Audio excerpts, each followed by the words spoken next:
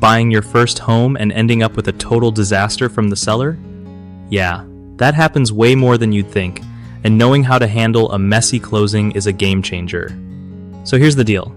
Always schedule your final walkthrough super close to the closing date, like no more than a day or two before. If the house looks like it's been through a tornado and isn't cleaned up, don't be shy about asking to push back the closing. You want that place spotless and empty before you take ownership, no exceptions. If the sellers say they need more time to move out, get it in writing and make sure there's a security deposit held by the title company to cover any damage or cleaning costs. Seriously, that deposit can save you from dropping loads of cash later on.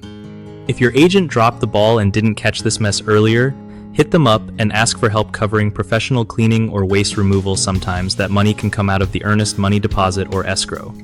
Don't just accept a dirty house because it's yours now. You have options, and you need to use them. Lastly, keep all communication documented so you have proof if things get complicated.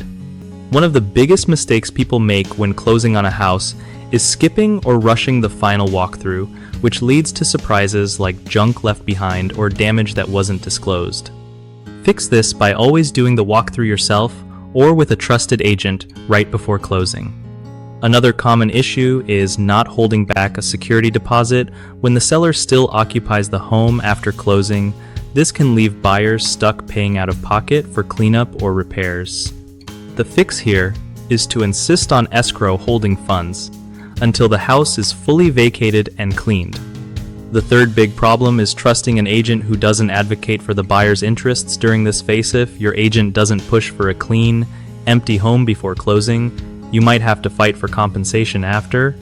Always communicate your expectations clearly with your agent and don't hesitate to push back if you're not getting support. BigHomeProjects.com is awesome for homeowners trying to find reliable local contractors who actually show up and do good work without the hassle.